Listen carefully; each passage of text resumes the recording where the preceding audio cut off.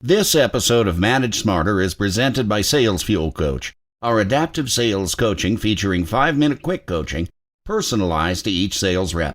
Learn more about Sales Fuel Coach at salesfuel.com. Welcome to the Manage Smarter podcast with hosts C. Lee Smith and Audrey Strong. We're glad you're here for discussions on new ways to manage smarter, hire, develop and retain talent, improve results, and propel team performance to new heights. This is the Manage Smarter podcast. Our guest today, Lee, says, in a pandemic, it is possible to find quick ways to achieve more, earn more, and be more. I'm all about that, and I want to know what he has to say. And you can always take a negative and turn it into a positive. So he's got some great suggestions on how we can power through this mess and make the most of it this year. Absolutely. And some counterintuitive techniques, too, which I thought were really interesting. Welcome to Manage Smarter, everyone. I'm Audrey Strong, Vice President of Communications here at Sales Fuel. And I'm C. Lee Smith, the President and CEO of Sales Fuel. That's right. We've got Siimon Reynolds in the house today, one of the world's leading business coaches, winner of more than 50 business and industry awards, founder of numerous highly successful companies. In fact, his last company went from zero to a stock market valuation of over $500 million. Just took 8 years, just 8 years. That's an 8-year overnight success story. There you go. Siimon coaches entrepreneurs, CEOs from all over the world, multi-award-winning business author as well. His previous book won the silver medal for Best Business Success Book at the Axiom Business Book Awards. The latest book coming out next month in August. That's what it's called. Win Fast, Quick Ways to Achieve More, Earn More, and Be More. Siimon, thanks for coming to our microphones. Oh, it's an absolute pleasure to be here. And so how do you do it? Oh, I was going to say, Audrey, if you're looking for his book on Amazon, it's like there's no I in team, but there's 2 I's in Siimon. That's right. Siimon. Yes. So let's start with COVID, and then we can work our way to some other techniques that we're interested in. But what's your advice for the current climate? Well, I mean, my advice is to look after your mind first. A lot of people don't prioritize their mind health, and we just kind of get working and we kind of grit it out and keep powering through these type of times. But I'm a huge believer in spending a few minutes each day just setting your goals, just choosing optimism and just really making the central purpose of your day that you perform well rather than whether things go well. And if you look at most of the top sporting teams of the world, they are always focusing on process as you guys say in the States, and not so much result. So in tough times, I think get back to process, get back to performing well, and then the rest will take care of itself. I think it's really important. And too, in your book, you mentioned 2 circles. Well, it seems like we're going through the 9 circles of hell. You've got 2 circles that you want us to focus on during these times. Yes, absolutely. So what I call the 2 circles of control. And what you do is you get a piece of paper and you put a big circle on one half of it and a big circle on the other. And on the left, you write everything you can't control. You can't control COVID-19. You can't control the economy. You can't control what your boss is going to do, hypothetically. And you can't control what your team are going to do in some cases around this whole COVID thing, and et cetera, et cetera, et cetera. And then on the right-hand side, you put what you can control. You can control your attitude. You can control your effort. You can control your focus. You can control your mood to some extent when you work on that. You can control, a number of small variables inside your company. And then just make sure all day long you're focusing on your circle of control.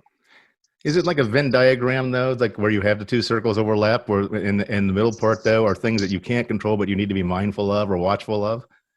Well, that is a great distinction, and I think that's very, very true. There's a lot of stuff we need to pay attention to in these COVID times that maybe we haven't. Staff health and mind. The downside of falling revenue, that type of thing. I think that's a very good point. And the guests we've had since this whole thing started back in, what was it, March, gentlemen? That Lee and I we said our guests are divided into 2 buckets, Siimon. They're either saying put the pedal to the metal. Or they're like, I'm afraid of everything. I don't want to do anything. I'm frozen. You say in the new book, which we got to treat, guys, we got a preview copy. It's really good. You're going to love it. It is good. Magnify your fear of loss. And I saw that and was like, what? Why do I want to magnify it? I want to run screaming away like my hair's on fire. Why would I want to do that? And how do I do that? Well, look, there's two ways we can approach the COVID situation. We can, as you say, continue on as if nothing's happened. Or what you could do is, and I know this is counterintuitive, is you could use it as a giant catalyst for you to grow to a higher level. See, most people are either saying we're going to power through or we're going to be fearful. But maybe you could elevate your life and how you work to a greater level than you've ever had before. So how would you do that? Well, one way is you can write down all the terrible things that could happen if you didn't handle this well, and get very clear about them every day. And then when you get up in the morning, you read that stuff along with a lot of positive stuff that you're going to be focusing on, your goals, etc., the type of person you want to be, the type of leader you want to be, etc., etc. But you also be very cognizant of what could go wrong. And then you in your head, you magnify, well, what if that did go wrong? What bad stuff could happen? Now, when you do that, it really motivates you, because a human being is generally more motivated to avoid pain than to gain pleasure. So it's not an uncomfortable thought experiment to have, but it's one that is going to get you really working and really focused on improving the situation. Doesn't that raise the level of anxiety at a time when the anxiety is already through the roof in a lot of people? Well, that is true. But if you do all the other techniques in my book, you'll be feeling fantastic. Okay, setting up positive mental triggers. That's another one. How do I do that? Do I think of like puppies and sunflowers? Like, what am I doing? Yeah, that's interesting. Dr. Robert Holden did a very, very interesting experiment a long time ago in the late 70s. And what he showed was that he could massively improve people's mood by doing just one thing. And that is to put little symbols and reminders around their home and their workplace that reminded them of their successes or reminded them of their talents. So you will sometimes, in fact, quite often, walk into a CEO's room and there's all these symbols of their past successes. Now, part of that is there's a certain bragging going on with some CEOs, but a lot of it is actually to remind them when they feel under pressure, when they feel like they're not good enough, that they have achieved many things. And I'm a huge believer in that. That could be a photo of an achievement. It could be a trophy. It could be just 3 letters that stand for you at your best. For instance, calm, centered, and efficient. So it could be CCE on a Post-it note. It could be any number of symbols that are around. It could be a Zen monk, a picture of a Zen monk.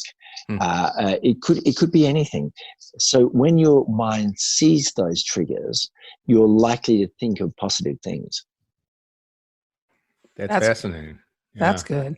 What about this idea of clearing your mind each evening? I try to do that in the evening and in the morning, even before I get up and out of bed. But you have an exercise that I think would be very useful for everybody who's got a high level of anxiety, like Lee mentioned.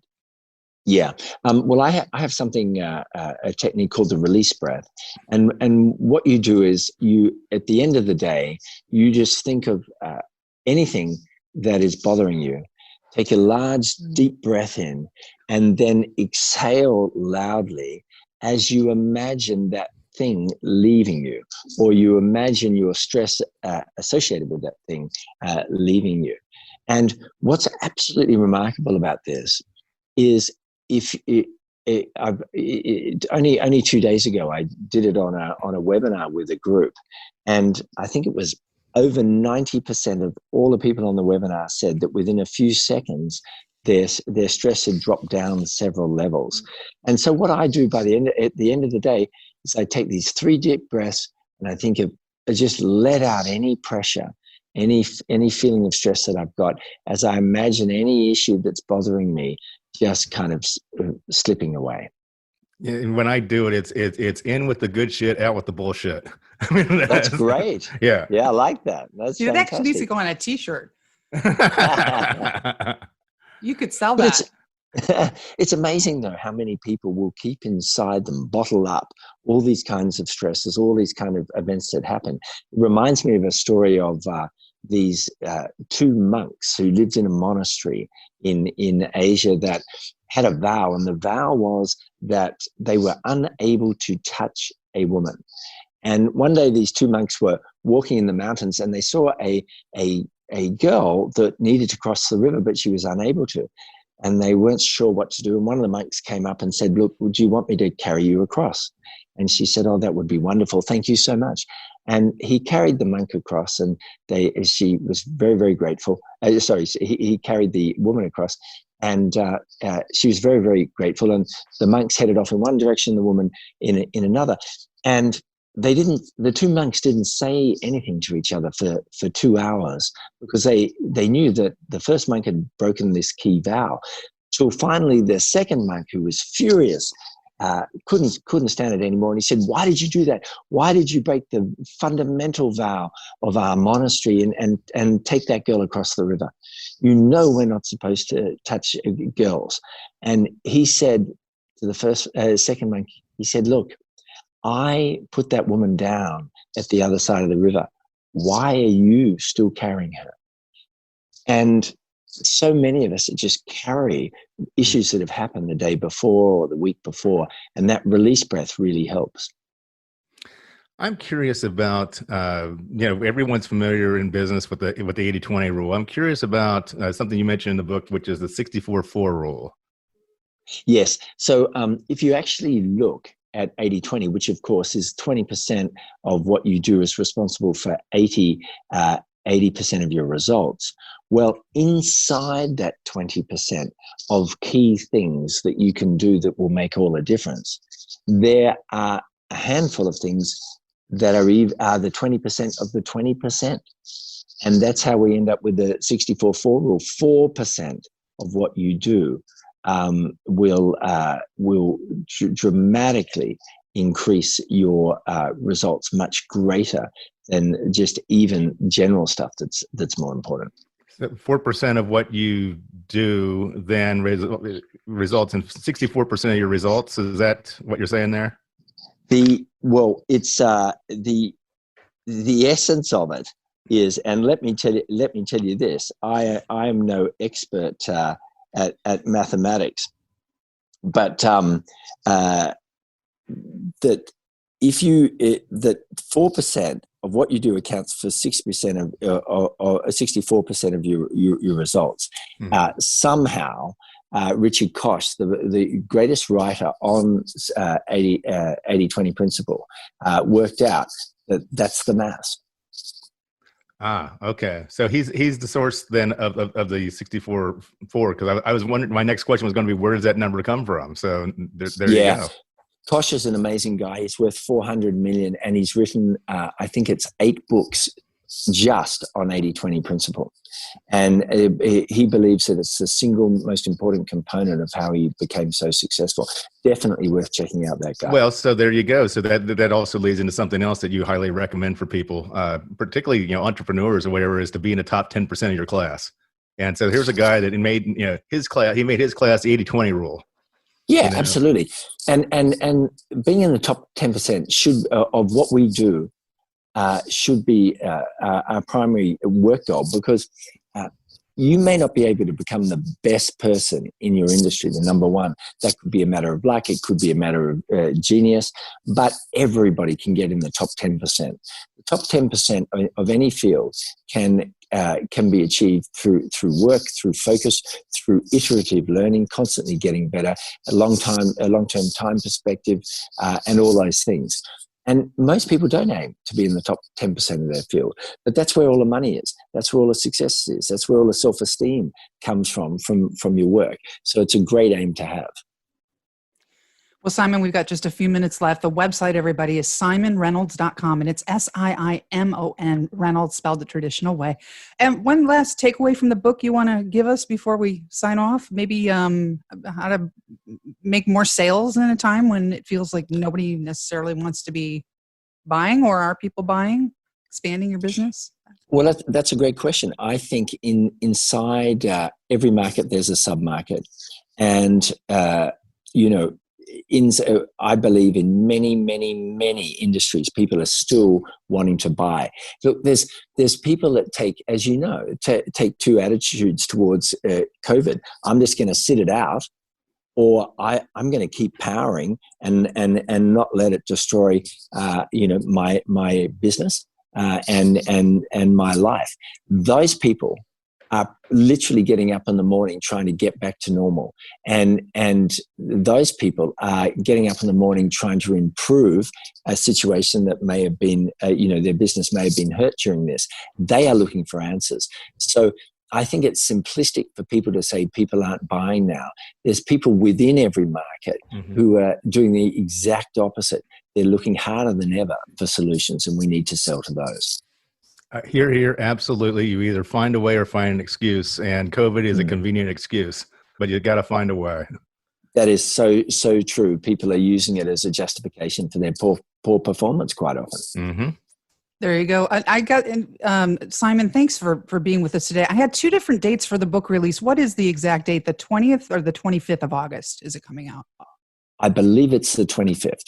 Okay. So there's the date, everybody.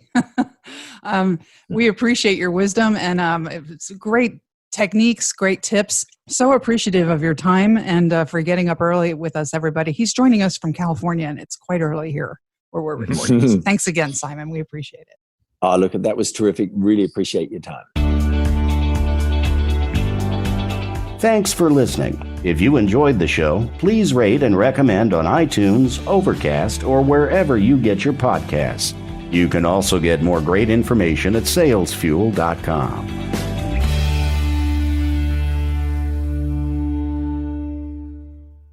This podcast is a part of the C-Suite Radio Network. For more top business podcasts, visit c-suiteradio.com.